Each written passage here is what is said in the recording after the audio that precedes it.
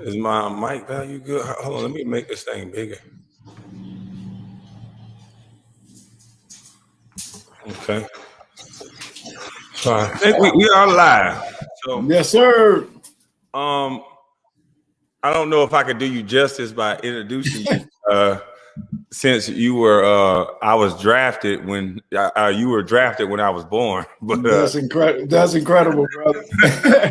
But the way God worked, you end up coaching me in California. Always was a straight up brother. I just remember you being very positive. I know it was a lot of noise around me. It was chaotic, shoulder injury, trying to shoot free throws with a guy who's dedicated like you.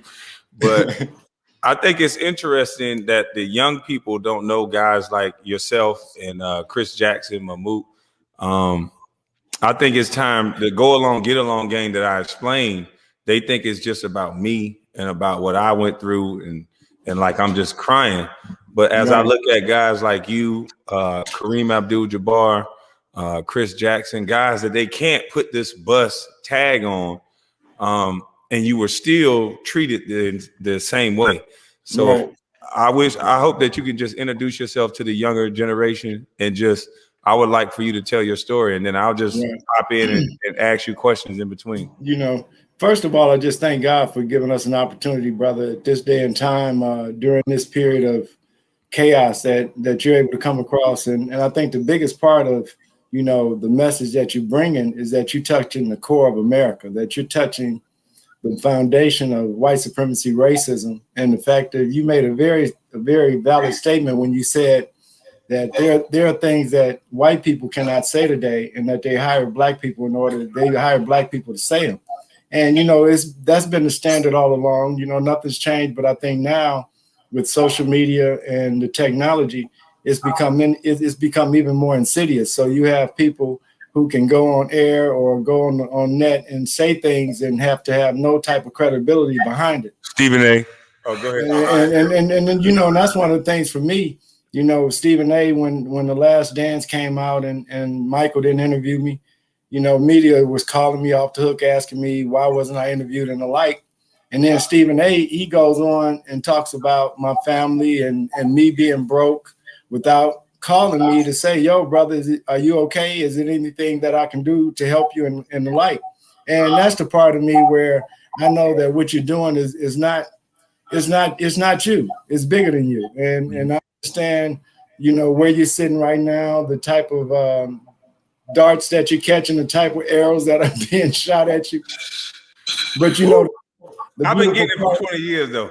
Yeah, and you know, and that's the thing about it, brother. When you look at, you know, the fact of what you were able to do as an 18-year-old coming into a league with probably the most iconic figure ever to play sports, and as well as well, they're saying something's going on with the screen.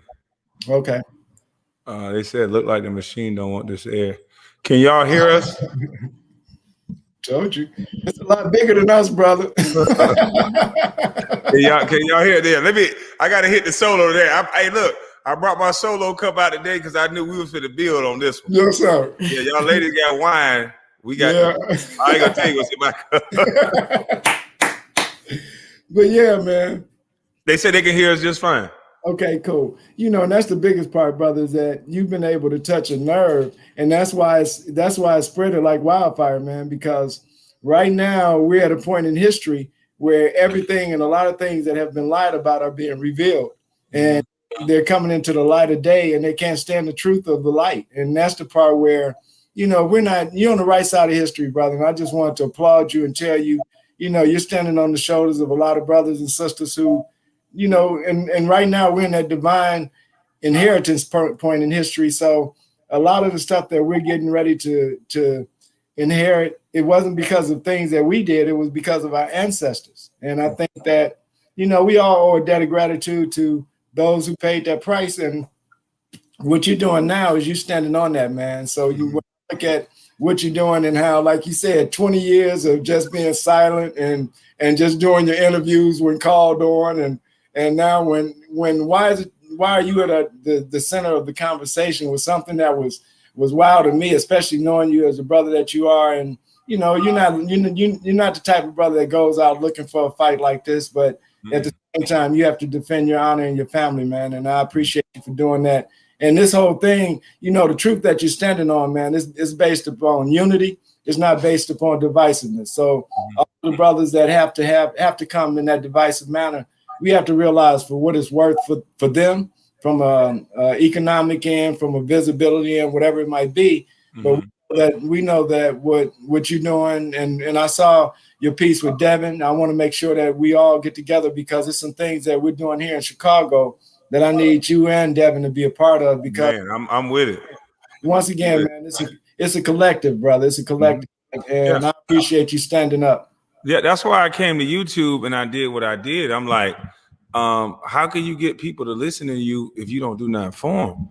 And I just was wondering how we keep doing the things we're doing for people that don't do anything for us but give us hope. So I said, I'm going to give them more than just hope, and I'm going to let them eat off what I'm doing and let them see. It'll be revealed through tapes that they're keeping us back through mind control. Brother, and that's powerful. Yeah, that's powerful. You know, when I look at, and this is the beautiful part of where we are today compared to when in 1991, when I went to the White House, when my did when we moved. Yeah, I was just about to ask you. Tell them about that. Tell them why they're not dealing with you, and they'll talk about you in the news. And this is how many years ago? Yeah, and that was over 30 years ago, man. You know, stop and look at that point in time, we were going through the Rodney King thing. We were going through a lot of, you know, turmoil in as far as there was no representation and as far as Black people in upper management and ownership. And that's what my premise was in asking, you know, we won the championship in June of 1991. And I asked Magic and Michael if they would consider boycotting the first game of the finals, and just a show of solidarity with our people, man, who are struggling. And so when I went to the White House, I had been, you know, my mom was a secretary for the Civil Rights Organization. So for me, those things coming out of the womb, that it was about social justice and human rights. Yeah. And being able to get a chance to go to the most powerful man on the planet, the President Bush at the time, it was important for me to make sure that I wrote something, and I wrote a letter. And so, and the cold part about where we were in 1991, the only people that knew I wrote a letter was the media and my team and the president. And it wasn't a thing where we had this bully pulpit of social media, whether it be Instagram, Twitter, or YouTube, like you're being able to get your message across instantaneously. And I think that's why Colin Kaepernick was so successful in his movement, was that social media was alive and well, and he was able to put that instantaneous message out there like you're doing now. And you're able to see the groundswell of support that you're getting from a lot of different people, because I saw 375,000 followers or whatever you got, brother, in the last 2 weeks. That's that's not just Black people, brother. Yeah. That's across the board. Those are people who are people who are oppressed by the machine. It happens to all color. That's it. It's not about you being Black with your dreads or me being Black with a bald head. It's about it's about that green, man, and how much value. And so when I look at this whole thing with Black Lives Matter and the fact that we have to calibrate. Come on with it. We have to tell somebody that, but in fact, the reality. Hey, let me get a toast in before you get to this, because I know this for to be real. Go ahead and get it in. That's the biggest thing for me, is to realize that whenever we stand on principle, it becomes, in this generation, it becomes hashtag, and it doesn't stick to the reality. So the reality of what you're doing, it's not about you being a bust. It's not about your basketball, because anybody who played 13 years in the NBA, that in itself is a measure of training and discipline and perseverance beyond what probably 95% of the planet could just do our training. So, right. The fact that someone has the audacity to say it, and see, that's the thing that You've never been through it though. And yeah, and brother, and that's the thing that I want our people to realize, that this stuff isn't journalism, because if it was journalism, they would have you on the show to be able to discuss what you were talking about, as opposed to just throwing darts at you, man. And brother, so right now, more than any other period in time, this is so necessary what you're doing. So I'm sitting around laughing about it the whole time. I know. I'm sorry I cut off your train of thought. You was getting into the Black Lives Matter side of things, right? And they raised $90 million. Now tell me the impact of what that money could have done with a game plan and what you think it went to.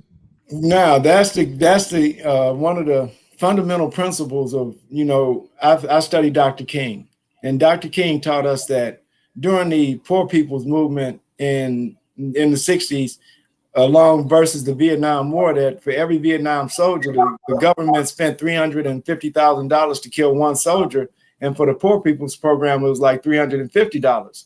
So when we look at the magnitude of Black life, you know, we can who was throwing that 90 million? Where did it come from? You know, those are the type of questions that no one seems to answer or needs to answer to some degree. But they don't have to. They have a cult-like following behind it. There you go. And that's the biggest part of it, is that, you know, realizing what the movement is and where we are now, and that freedom, justice, and equality is something that can be measured by a dollar. It can't be measured by any of the forces that we have up to this day. And that brothers like you, brothers like myself, brothers across the board, whether black, white, brown, yellow, or red, who stand on the principles of truth and righteous conduct one towards another and respect. That's what we're living in now, man. And that's why your vibration is so real, and that it's beyond a Black Lives Matter thing. It's beyond a pigeonhole effect. It's like you say, when I listen to what you're doing for women and for people who are coming out incarcerated, those are issues that, you know, aren't touched on the mainstream because they're not palatable to be able to have ad space. You know, don't nobody want to spend ad space on child trafficking and human trafficking. And spend time on those topics because they're not those that are sexy to us, because it's not something you want to turn on the news after coming home from work to see about. But we who know that it's a real live issue for those who we can possibly help, we got to do that, brother. So later, for the naysayers, stay on your path and keep that cooking going.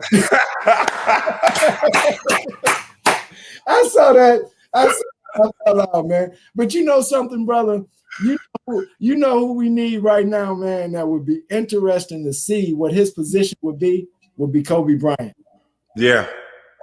You know what I'm saying? To see where he would fall and what his you know, like what I tell people is oftentimes we talk that leadership stuff. And for me, leadership is organic. It's something that pops up. And at this point in time, you're taking a leadership position, but you're not the leader. And that's what's happened to our people, is that we've been told who our leaders were. And during the COINTEL program with J. Edgar Hoover, they were able to isolate individuals who were so important to the mass movement of our folks and assassinate them. And then we have this whole gang issue that actually came out of a movement that was about the people, man. And it wasn't any individual. And I think that's the thing that they're trying to do to you.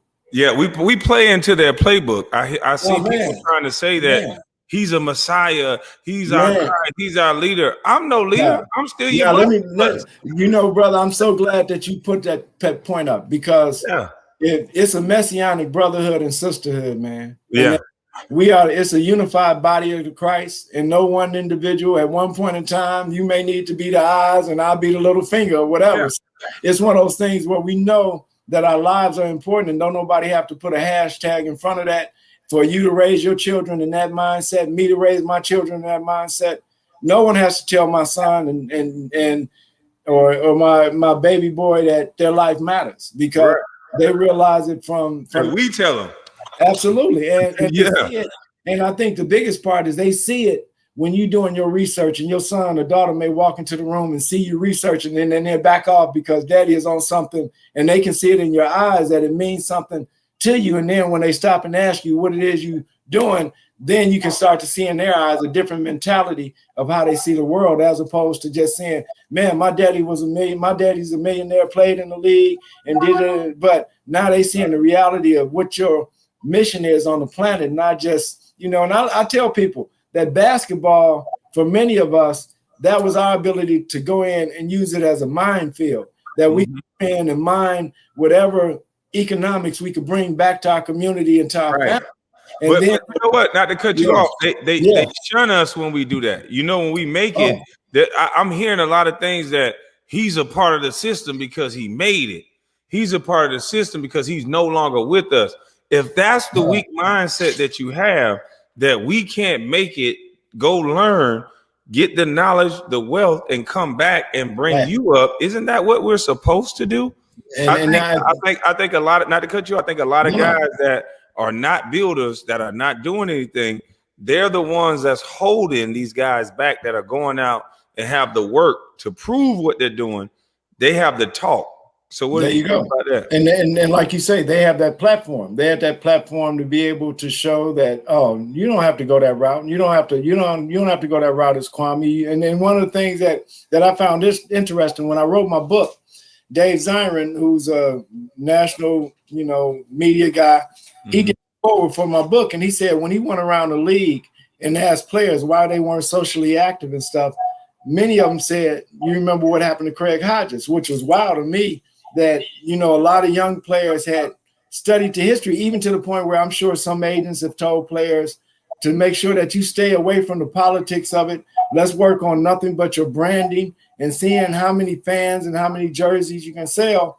But as opposed to, the reality, you stop and you think about, I heard you and Devin talking about how you have to have so many appearances for the team every year. And so many people don't realize how much impact that has for the larger community, whether you're going to an automobile dealer or whether you're going to a florist, you are impacting economics on a different level for ownership. But when asked on that same level to give back to the community, to where like right now, every team in professional sports across America should be contributing to STEM education, to the stuff that you're working on, to sustainable housing. And, it's a myriad of things that when I was listening to you and Devin, it was inspiring to the point to hear how brothers have come together and realize that we have a working cooperative opportunity that was never exploited before. And now we have both the technology to be able to do it, where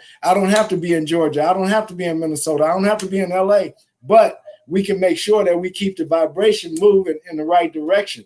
And we as athletes know that momentum is everything. So the momentum that you have going right now, you couldn't pay for it, brother. And I tell people it's so much larger than you. So just around my circle, the amount of intensive electricity that's going on around Brother Brown it's cool to me, because I tell people I had a chance to play with MJ. I had a chance to work with Kobe. So I've had the basketball world, and how the conversations we used to have. Everybody, that's the wild part of this whole thing when I'm listening to it, is everybody that's been in professional sports has had this conversation that you're bringing up, whether it's on the bus, whether it's in the locker room. We've had these conversations, but so many times won't nobody step up in front of the camera and do like Kyrie is doing, what I'm saying? And tell the reality of where we are. And I'm glad you brought up Kyrie, because as you can see, and that's, people ask me, why now? Why after 20 years? If you see that every time Stephen A gets a chance, he bring up Kyrie and Kevin Durant.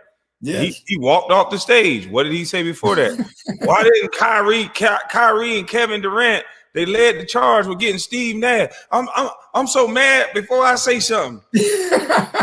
You already said it. You said Kyrie and Kevin Durant. And I tell people, and that's what when we talk about journalism and acting, he's an actor, man. And I don't look at it in any other fashion that, you're a high paid actor for Disney, So it's not out of the realm for you to be off the charts like that, because you're trying to get promoted to whatever level you are. But facts doesn't matter. But in our world where we're moving towards an ascension, towards a newer world for humanity, it matters, man. And the fact that you putting yourself on the line, and I know the heat that you're taking, brother, especially in this social media climate. And I know the heat that, and if you have touch with Kyrie, man, let that brother know, man, that I appreciate what he's doing, the stance that he's taking, and that we have to support like that, man. And that was the part for me. And I know with Mahmoud that I had teammates in 1991 and 92 who know Hodge, who know my family, who know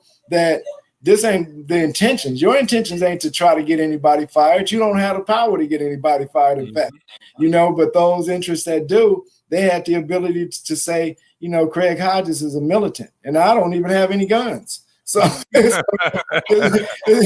one of those things. Get where, you some, because I might not have any. My sons handle that, but you know, all in all, man, it's one of those things, brother. For real, you know, I appreciate what you're doing, and like I said, I have a call. I have to talk to my college professor. They're having a podcast this evening for the alumni of Long Beach State and our Black Student Union. So yeah. You know, I want to bring them on, because my thing is this is what the problem between the young and the old, right? Mm-hmm. We have to bridge that gap. Absolutely. You guys have all the knowledge, but you guys are holding on to it because we don't give that respect to you guys. And then sometimes there's older people that have resentment that the young guys, that the young guys got the money, they got it so easy. And you know what else? You know what else they resent more than anything? That they young guys. Yeah. you know yourself. If you could go back with the knowledge that you got now and do that thing with Ben Simmons and Joel Embiid, it was a problem. You know what I'm saying? So I think that's the biggest part that many of us in our generation have, is that we know that we had the wealth, we had the platform to do what you're doing. Yeah. But guess what? Now we still got it, because with guys like me, my thing is this. I'm going to be the voice for Kyrie and Kevin Durant when a little punk like Stephen A talk like that to somebody like that he can't even do what they're doing. So I'm going to protect them on that front. And then secondly, we have a business plan now that we're trying to sweep across the world. If all these black NBA players, football players, you can put your fist down, because once we get the business plan set, it can be taken to every opportunity zone. There you go. They called it that. They said it was an opportunity zone. Yes, all you have to do is get the building or the land in the opportunity zone. You got the money already. Yes, sir. Put this down. Stop asking white people. Let us. that's my thing. Yeah. Now that's the greatest part of this whole thing for me, is to hear that's a solution. You feel me? That's a solution, and I'm with you, brother. Let me go and handle this other business, and you got Cheers to you, man. Cheers, man. Hey, I'll have you back anytime. Tell your coach that I would love to have him on. Anybody who's talking to the youth and can help with this shoe program I'm trying to put together, this is bigger than me. I can't do this by myself. So salute to you and enjoy your family. Let me know how I can help, brother, anyway. Yes, sir. And peace. Yes, sir. Yeah, man. I told y'all this right here. As y'all can see, I've been trying to tell y'all, this ain't about no little busty bus. Okay? I'm everything you saying I am. I'm a busty bus. I ain't shit. I'm a failed ball player. I don't like myself. I'm allegedly crazy. I'm hurt. My life is dirt. Somebody said I had my mouth on and I want to hurt them. What else? I'm mad because whatever, but I still want to help the kids. Could I be all those things and still you help me help the kids? Because if not, I'll do it by myself. What I can do, because I don't want to sound arrogant, what I can do is on a smaller scale, because I've been doing it. What we can do could be life-changing. And I know y'all wanted me to get caught up into the negativity and the drama. I'm still going to get caught up in it because the shit funny. Bald head ass Stephen A twisting off the stage, acting like he mad at Kyrie and KD, when these the same guys you arguing with every time. You mad at KD because he great and he can actually hit a jump shot. You mad at Kyrie because he probably won't text you and don't like your bald head ass. So every time you get a chance to talk about these young brothers, you do it. It's sad. I think we need to have KD mama come back up there, slap your ass with one of them mama cooking pot this time, motherfucker.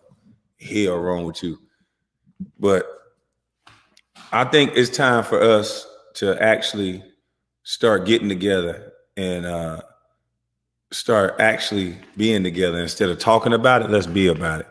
We don't have to pump our fists up and do all these photo ops. Some of you motherfuckers only charitable when the news stations, when your publicists, when your Instagram going, when your YouTube on, but the numbers still remain the same. Black males are reading at a 4th grade reading level. You're asking women to allow males to lead that can't read,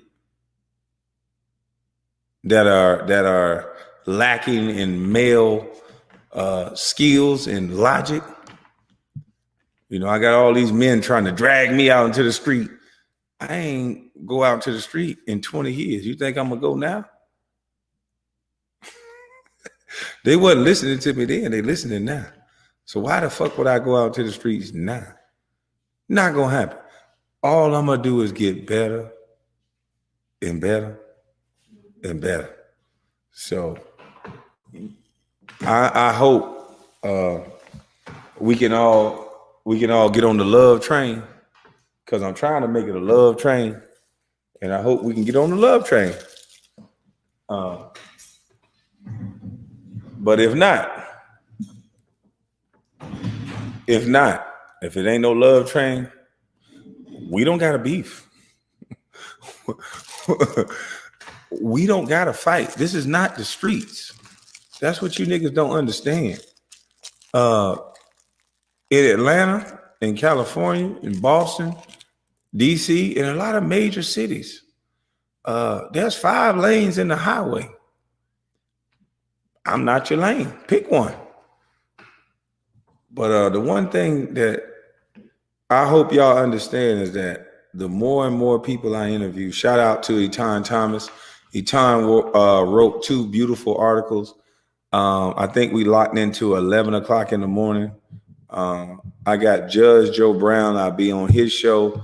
You guys go look up the Judge Joe Brown show with Valerie Davis. I will be on their show at 4 p.m. tomorrow. I also will be talking to Miss Jessica Reed tomorrow at 6:30 to like pregame for our show on Saturday morning. So I've been very busy, but I've been trying to talk to the people that I need to talk to and that I want to talk to. I'm hoping to get Chris Jackson on, and I'm hoping to connect with some of the NBA players that have channels and podcasts. Shout out to Kenyon Martin. Shout out to Ron Artest. 2 gentlemen that I respect, that are not yes men, that'll beat your ass, that'll give their opinion their way. I respect men that you're not going to tell them how to talk, how to say. They're going to be honest and let the chips fall where they may. And they don't have to do it in disrespect. They'll just do it with just honesty. And any man should be able to accept that. Men don't look in the mirror and go, I see a stomach. No, it's, oh shit, damn. Nigga, you slacking, nigga. We're gonna work out. And that's how men are supposed to act. So shout out to you 2 brothers. And I'm pretty sure we're gonna build and we're gonna do some things, because that's what I'm on YouTube for. I'm not on YouTube to strength and argue. I know y'all might not know what strength means, to fight, argue, beef. I'm not on here for that. I'll do that a little bit for the jokes and the kikis and ha-has, but at the end of the day, we all can joke, we all can laugh, we all can spend money, we all got money. A lot of us do, but we could do that and help our future. And there's real numbers that you can look up that can change the future very easily. And I don't know why it took a busty bust to talk about it. And I'm not afraid. Maybe I'm supposed to be scared. Maybe I'm supposed to be all these things. All I've been doing is getting prepared. You know, that's all I've been doing, is getting prepared. So I have friends that haven't been speaking to me. I have friends that are a part of certain groups and organizations. I haven't spoken to them since I went viral. I don't know what that means, but I was born by myself.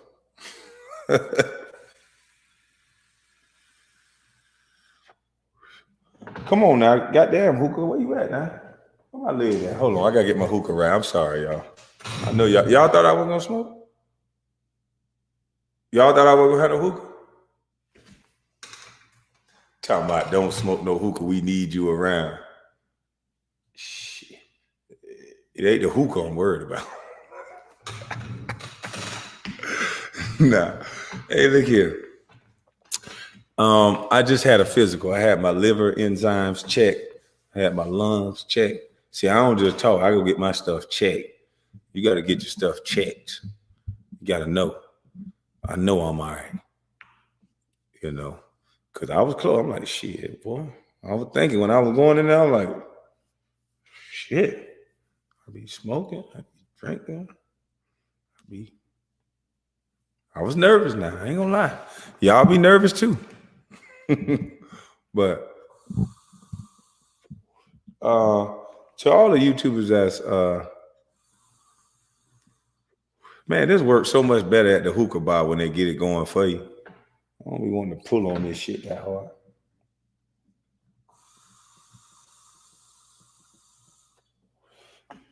What kind of bullshit this is. Let me flip the camera up. Let me hide the camera so I Hey, listen here. I'm getting things together where we're getting on a schedule. I'm gonna start doing a show in the morning or whatever this is.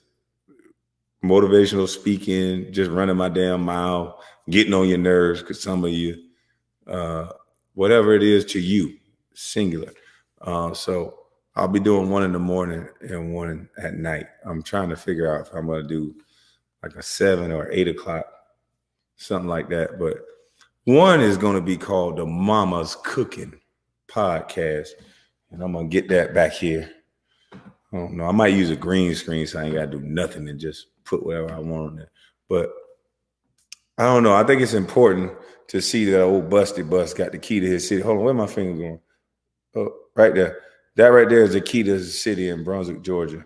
I came out of a homeless shelter and free lunch program. And now I got the key to that city. So I think that's commendable. I don't know. That's just me. I like it.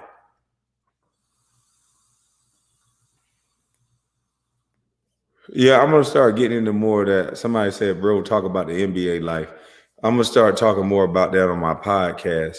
And some of the people that I've been talking to, the way that I curse and articulate myself and the way I like to, just be myself, be normal. I might have to do that on on my own little podcast or a .com or something like that. So because they're saying, dude, the views that you're getting, if you stop doing this and stop doing that, I'm like, how the hell can I stop being me? Fuck. So if you want me to keep being me, I might have to be me on another situation and just come here and just take the strike because I don't think I can change me. Because you're not going to let me listen to music that say sexy little B, sexy little hoe, and then I can't say fuck you. No. When I was growing up, when I was a kid, all the adults, once they reached to adulthood, they told me one thing, I'm an adult. So that means I can say what the fuck I want. And I couldn't wait. I used to look up at their ass mad as fuck, ready to say something, but I knew I was going to get backhanded. So I just look up at their ass. And I would still get backhanded for looking too damn hard. So I learned to not look. And when they said what they were saying, I would look up but look down at the same time. So I didn't get backhand, but I remember what they said. So goddamn it, I'm grown. I don't give a fuck. I'm sorry. I'm trying to clean it up. He ain't through with me yet, I guess. I don't know. Whatever y'all say. Or did you get the fucking message? Stop trying to tell people what to do and get the message. Stop trying to dissect whether I'm perfect or not and get the message. Ask me, am I perfect? Am I perfect? No. Can we still help the kids though? Stupid motherfucker. I need a perfect man to help me help the kids. That's why you ain't got one now.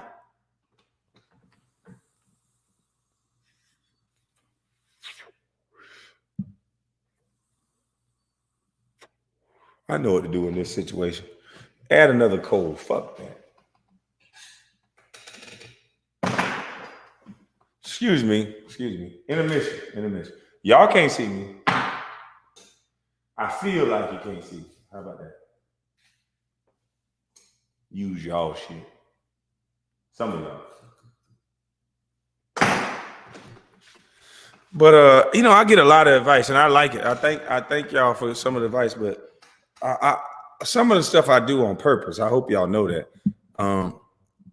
People tell me, "Oh, man, get a studio, put a green screen behind you, this and that."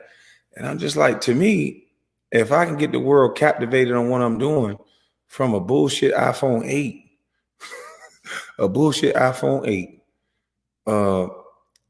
no mic.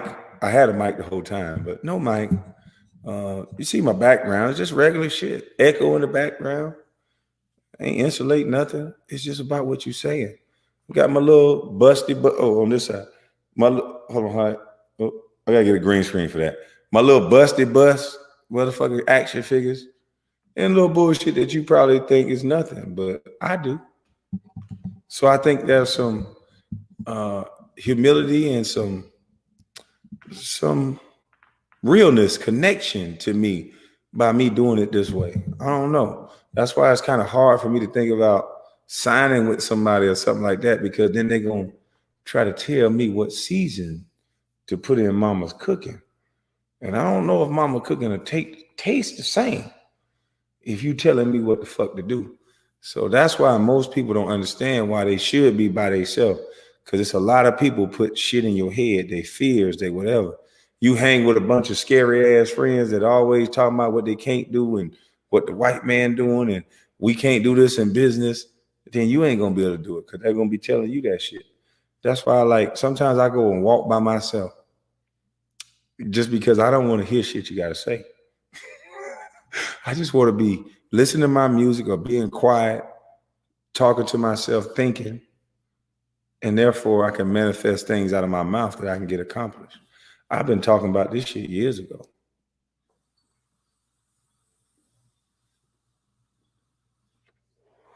I've been saying years ago. I've been saying what I was going to do in the community. I've been saying what kind of stuff I was going to get. I was saying what kind of impact I was going to have. And so much so that my brother called me like, goodness gracious, what the fuck is going on with you? How in the hell? He said, it seemed like this is everything you say just seemed to be happening.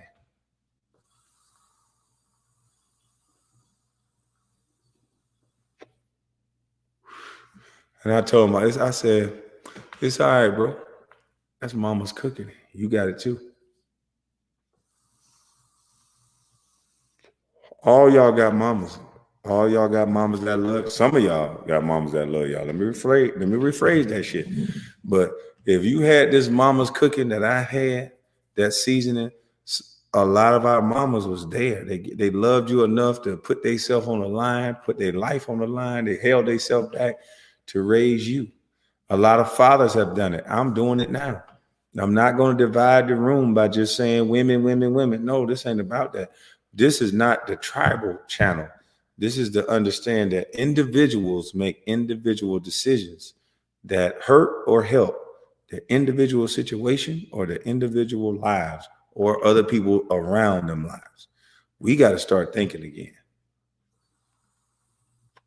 And the brothers that I want to bring on my platform, and I want them to start talking about the things that they had to do to get to where they got to. And then you can see if your life mirror that hard work, that dedication towards something, regardless of what it is. It don't have to be a sport. It can be that college degree. It can be that job that you want. It can be that house that you want. But whatever you put your mind to do, you can do it. And that's not a belief. That is a fact. My life is living proof of it. Y'all didn't know I went through all the shit I went through. They made y'all think I was some privileged little black kid that was just so lazy that he's squandering away his blessing. If you knew what it took for me to get there, if you knew what it took for me to just get to an AAU basketball practice,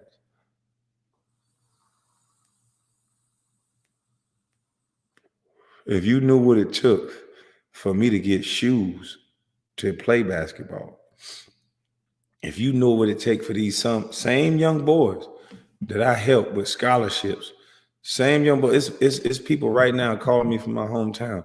They need 15 passenger vans. They need 2 to get the kids that are winning to the games. But we love our community. We jump up, we take pictures and shit, and then we get money phones, and all this money in your hand could have bought that goddamn van. But we keep blaming somebody else for shit we could do ourselves. We keep pointing up at a celebrity when you nigga just bought some pussy last week and you saving up to buy some more. That's why we always talking about somebody else. So the spotlight not on us.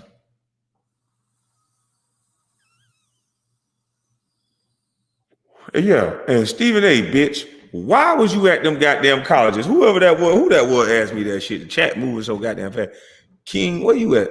King something. Somebody asked me, nigga, why the fuck was you at them colleges, boy? Where are the analytics from you at them goddamn colleges? We want to know this shit. Does every 17, 18-year-old come with that GoPro? Do they come with a bitch ass analyst that they can't do what they do and they all go around the colleges and talk about it? Did Tyson Chandler, Sagana, and all these guys, were you going around talking about them too? Because, boy, we got to find out what the fuck you doing to our black young male. Because all of us had great stories that should have been, we all should have been national heroes in America. Black.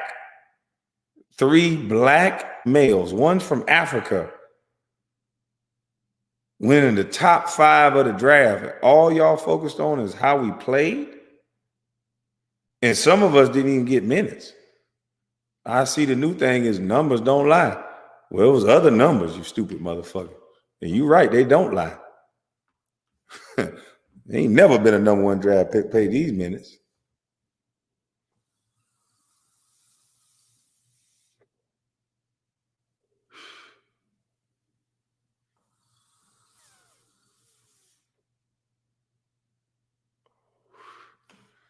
We gonna get to the bottom of this thing though. I'm a firm believer that we gonna gonna make it. Oh, shout out to Jadakiss.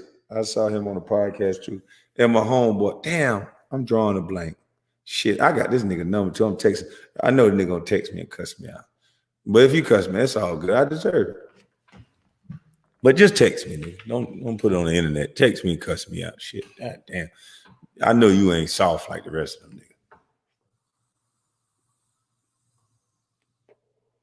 You got a family, so you straight. But damn, I got the cheap ass cup. I was gonna say sponsored by Solo. See if we can get Solo to come help these kids. But this ain't really Solo. This is, I don't fucking know. It's that cheap shit. They gave me about 3,000 cups for $6. That's why I got 2 on it so it don't drain through while I'm on YouTube. Shit. Yeah, Kmart. Yeah, I mentioned Kmart already. Man, shout out to all the goddamn YouTubers. We need to stop all this goddamn hating shit. That hating shit ain't gonna last. Hating and drama only gonna go but so far. They just waiting to see the clown show and waiting to see you crash and burn. But I'm not a crash and burn type of nigga. I'm a type of nigga that I don't really get mad like that. I get mad a little bit, but I'm gonna use that mad to get even. If I ain't gonna do nothing about it, I'm gonna go back to making some money. I'm not gonna let no nigga take, man, please. Y'all niggas crazy.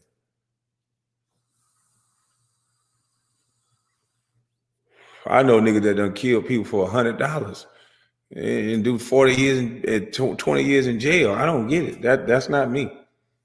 $20. Shit. I'm just gonna leave you the fuck alone. If you the type of nigga that can steal $20, you the type of motherfucker I don't need to be around. And if I'm the type of immature nigga to think that $20 is worth me going to prison for respect, when somebody gonna tell me to take my clothes off, get in the line naked, tell me when I can eat, tell me when I can shower, and I talk about respect, when they gonna disrespect everything about me when I get in there, You can have them $20. Boy, you niggas crazy. Some of you niggas crazy.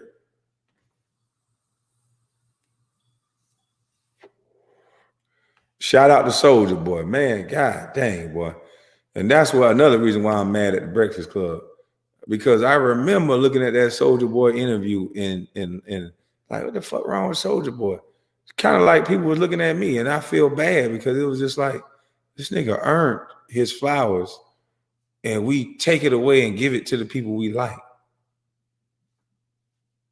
And then when Soldier Boy talk about it, oh, he hating on such and such. You nigga crazy. Soldier Boy, shout out to you, my nigga. I see you. You one of them niggas that started YouTube. We got to find the Soldier Boys that at 14, 13, making songs like that. You that ain't talking about killing everybody that wasn't. He started off on the right. Soldier Boy, I know, I understand. Don't get the Draco. He started off trying to tell you, nigga, kiss me. You crank the Soldier Boy. Then you kept fucking with him. Now he got 100 shooters in the goddamn Atlanta. Leave people alone and give them their respect while they here, goddamn it. Shout out to you, Soldier Boy. Shit. You motherfucker hate too goddamn much. That young nigga showed every old nigga. You young niggas gotta stop disrespecting these young niggas and taking shine from them because they can teach you something. I don't tell my son, don't say nothing to me, I know everything, because he know that they gave this boy a goddamn tablet since he came out of his mama, damn near. So you don't think he gonna know about the computers and all this shit? It's time for us to nurture that in these kids instead of hating. Old motherfucker. Oh, respect y'all though.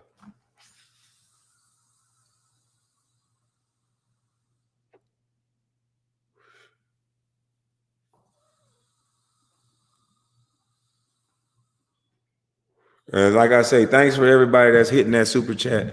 Thanks for everybody, period, that's donating, because like I said, I already got a big house. I ain't finna go move around nobody. No diss to nobody. But kind of. But I'm not finna go move around nobody and leave. I already got a house. And I will be transparent with what I'm doing. So we'll see. Because I know y'all gonna watch me and say something about me.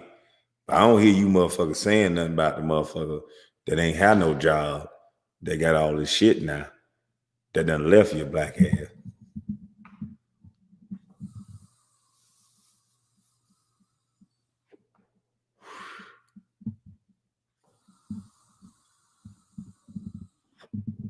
Pastor who?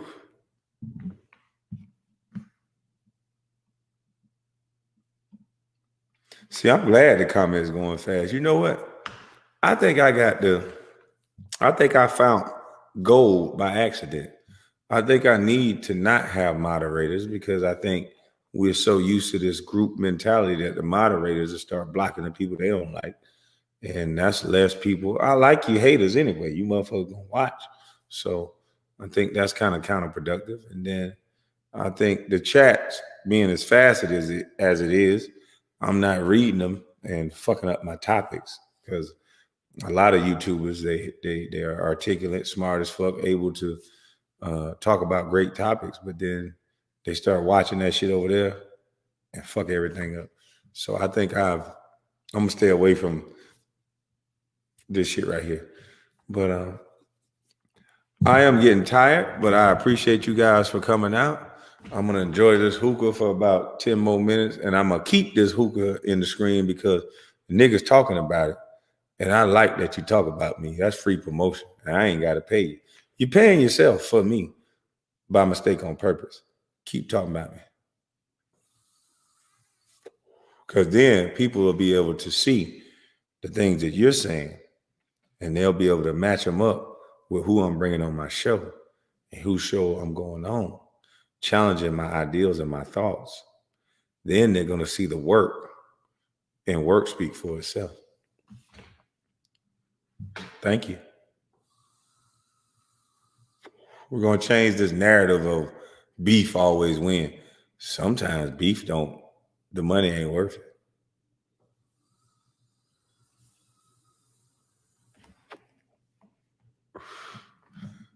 So what is here? Let me get caught up in the comments for a second before I leave, see what the last thing y'all said. What foundation do you recommend? I recommend the Real Foundation. I recommend Devin George's foundation. He put his information out. Go follow him on Instagram. Devin George. I recommend my foundation. The reason why I haven't put my foundation out yet is because I have some board members and things that I need to get off of my foundation. I am not going to put something out that someone can potentially take my message and steal it. So I want to make sure that I done cut the grass so I can see whatever I need to see. And I have like-minded thinkers, because it's dangerous to have people around you that don't think like you. It's dangerous to have people around you. Well, I won't say that, because I have a mixture on my board of people that don't think like me, but they're not a danger to me, because just because they don't think like me, they're not going to react in a way where they got to overtake me. They'll just talk, share their set of ideals, and I still can learn from them. So I don't want you to think that I'm just going to have a peanut gallery around me. No, I just want objective people that can say their point of view with no malice, and then we can converse and figure things out. And that's what we're not having go on now. We have people peacocking. We have people wanting to be the one. We have, people worried about their pockets or their feelings. And I don't have feelings. I guess being in a homeless shelter and seeing so many situations in real life and how it play out, I just thought that it was better to think about it than feel about it. So you guys have a blessed night. My email, the link is in the description box. The email and all of that, support@BusLife. You can email me there. You can email me. Email me there. I'll give you my personal email. But after this video, I'll put the link in the description box as well. Still trying to get King Randall to come on, maybe with some of the beef, but I'll just go off of what they told me. So I'll be patient and I'll wait, because I want to connect everybody. It don't have to be the same format, but everybody that has a format that's going to help these young men and that's going to help these women. We got a lot of programs that's helping women. It's time now to get programs to help these young men so they can grow up to be the leaders that you want them to be, that you talk about them being, but you're doing absolutely nothing about them becoming what you want them to be. So we're going to try to change that. And yeah, I don't want to be, I keep saying I'm just a man. I'm nobody's leader. I'm a flawed man. We all have to be a part of this chain that we're trying to create. That way, white folks can't pinpoint their missile at one person. We've done that already. Stop telling me I'm a messiah. Stop telling me I'm putting my life on the line, because about these kids and your children, you're supposed to put your life on the line too. So if you're going to put that on me, that I'm putting my life on the line, because I don't feel that way, because my mom told me I was covered. So I don't feel this is putting my life on the line. I feel this is my role as a man. We have Black boys dying in the streets. We have a bunch of chaos going on. It's time for the men to step up and not just peacock to get sex from women. It's time to step up because you can get that anyway. It's quiet as kept. But it's time to step up and actually take our leadership role and guide the children. Y'all trying to guide grown-ass people. They ain't trying to hear your shit. Women got too much money to listen to you, nigga. But you can impact and help these children. So shout out to y'all. God bless. Good night and salute.